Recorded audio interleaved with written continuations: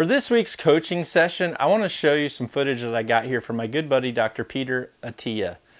Now, he's been struggling a little bit with groups, but he does have a lot of discipline, practices a lot, and overall has great technique. However, there's always small little things that break down, variations that don't repeat themselves that end up costing you in accuracy.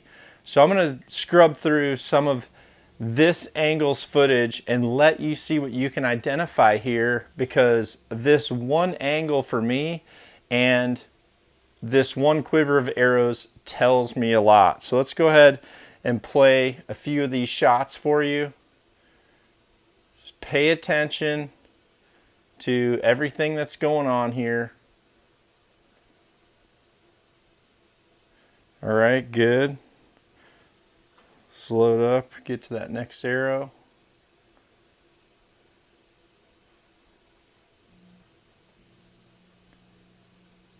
Okay, let's get to that next one. Start to see if you can find some of these variations. Obviously there's a little wind. I see some leaves blowing through there. So there's a little bit of wind. But this one video for me gives me multiple markers to have some things for him to work on. So we'll go through this last shot here.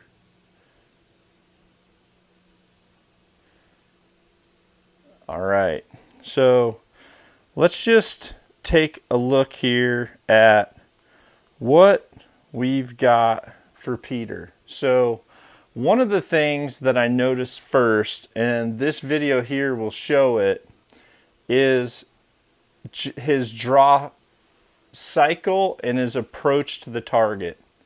So take a look here at these videos. So look at how he's addressing the target. Now this is something that really is important, because efficiency and flow with how you're loading your bow, how you're addressing the target, how you're bringing it back down. This is really important, because when it comes to the front hand, any type of variation that you're doing really starts to impact differently because of torque. Okay, and also you can tell when he's bringing this up, the bow is coming from the side over, and then right here, look at this top cam, how far over he is, right? Super far over, has to bring it back. Super far over, has to bring it back. His body's coming way away, then his body's having to come back forward. So you can see here, coming way away, bow's also away, bringing everything back. So this is definitely something that is important, and it also really lacks efficiency. So what you want to do instead is you always want to have your bow in front of you, just like this. I always set the cam of my bow right against my back leg. My stance is just a little bit open. My bow is right here in front of me. That way I can hold my release, or I can set it on a longer stabilizer, and my bow is right here in front of me. I can hold my bow with my release, and I can address that grip straight in front of me instead of out here to the side and having to torque everything back into line. The more efficient you can be in the direct line to that target, the more consistent you're going to be, and also the least amount of torque you're going to have to put in your bow to bring that thing back in. So what I like to do is stay in my straight line. I'm shooting directly at you. So here's my line, front shoulders down, pressure's off my front hand right now, so I can go ahead and find my grip position. Then I'm going to raise this straight towards the target, and I'm going to draw this back just like this and come into my anchor position. Okay, this position is absolutely fluid. It's critical.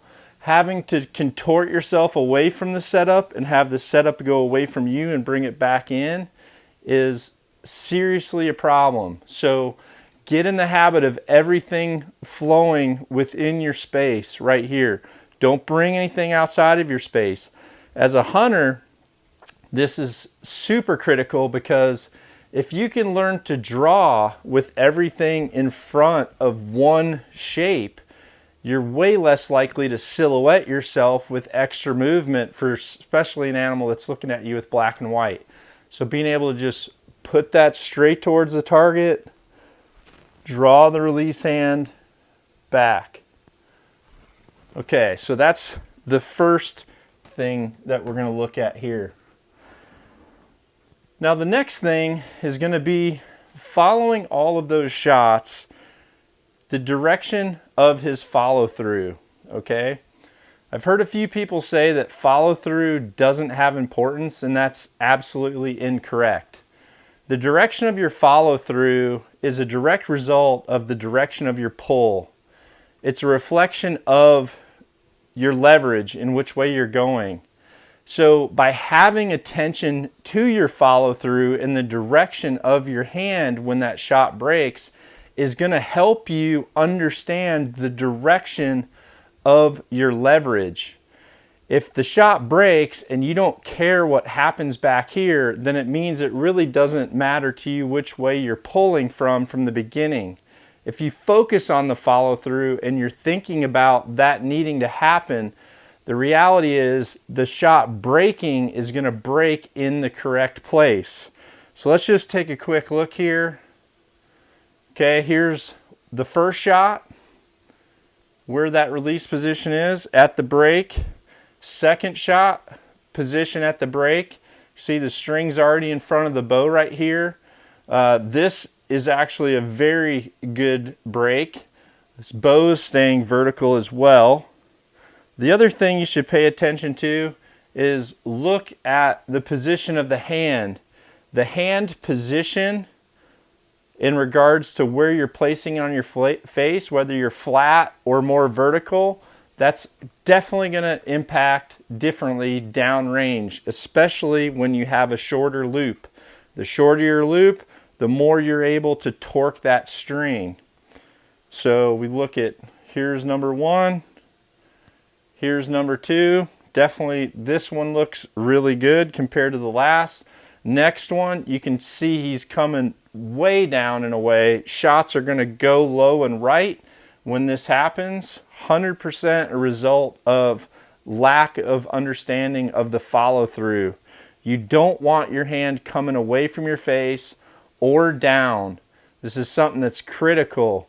If you think about people who shoot fingers, if you're a recurve shooter, if you're coming out away like this, then 100% that arrow is going to take a different path than if when that shot breaks, your string's going straight forward. Okay, here's the last one, I believe. This one looks the cleanest, a lot more, probably a lot more resemblant to what I personally shoot for myself. You know, this rear hand is at a similar shape to the front hand. I talk about mirroring in one of the School of Knocks, where when you raise your front bow hand up, the angle of that thumb should match the angle of your rear release hand, so that when you come into position, these two angles are mirroring each other. So this is a lot more similar, and as a result, because this front hand hasn't torqued as much, his whole system, once that arrow is fired through, is going directly to the target and not twisting or falling out of that picture. Okay, now for this here, let's take a quick look. Okay, this is just showing what's happening when that front hand has a lot of torque in the system from one shot to the next. How that bow reacts much differently depending on what his front hand is doing, and a lot of that is because of that inefficiency bringing the bow to the target. So keeping everything in a direct line is dramatically going to help what that front hand is doing and what pressure is on that front grip. You want to simply take a nice relaxed hand, slide it to the top of that riser or to the top of your grip area and lean down on it so that that grip is going from the V of your hand down to where the thumb connects to the palm. You don't want to cross this lifeline like this and start putting thumb into that movement. So if you apply these 3 things that I just talked about today, your direct line to the target and your left to right impact differences are going to dramatically improve. So good luck with the homework.